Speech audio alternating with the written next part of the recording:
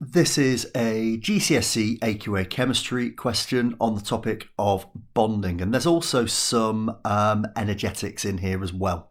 Now, I'm going to recommend that you pause at each section, try and answer each section for yourself, and then review the answer when you're done. So here's part A, part B, part C, part D, we have part E, part F, and finally part G, and you can see that this is an 8-mark question. So when you're ready, move on to the answers and we'll see how you've done. Question A, we have got here a compound hydrogen peroxide. It's made up of hydrogen and oxygen, and your first task is to work out which of these represents the correct formula for hydrogen peroxide. Now we can immediately dismiss one of these because we can see that it contains 2 hydrogens and 2 oxygens, and HO2 has only got 1 oxygen in there, so that cannot be correct.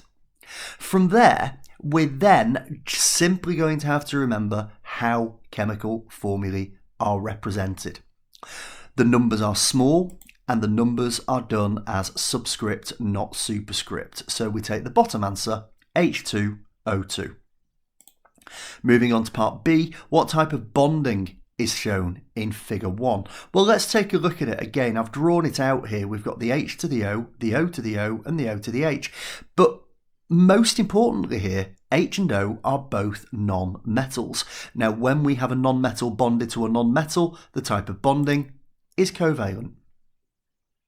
We move on to part C, and we've got hydrogen peroxide decomposing in the presence of a catalyst. Which elements are often used as catalysts?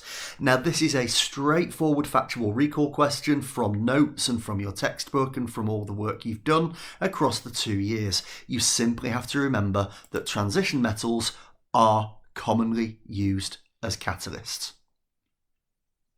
We then move on to the energetics component of this question. Quite a lot of information on here. We've got the energy profile diagram, A, B, C and D representing different parts. What represents the activation energy?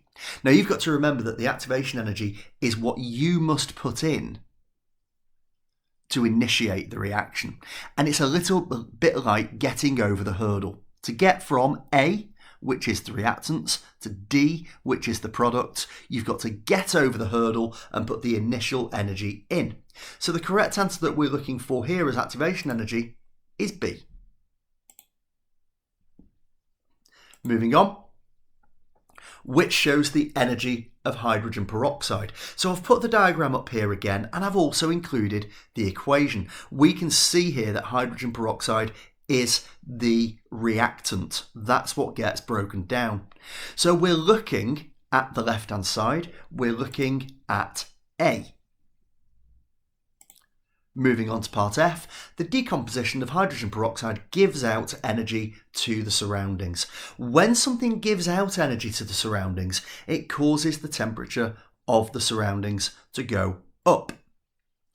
Now, what we can see is that when it's given out to the surroundings, it also means that the products have less energy.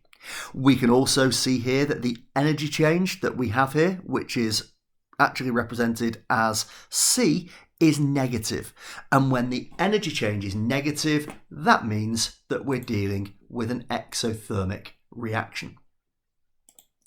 And moving on to part G, and we're on to covalent bonding now. A hydrogen atom contains 1 electron, and oxygen contains 6 in the outer shell.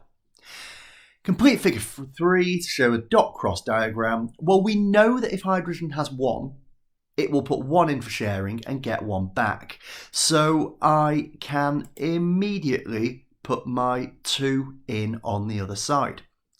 At that point, I have to work out how many oxygen has left. It's in group 6, so it has 6 electrons in its outer shell. 2 of them have been used in bonds.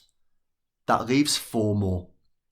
And if you want to do a final check on this, you can see that the hydrogen now has 2 in its outer shell, so it's full, and the oxygen has 8 in its outer shell, so it's full.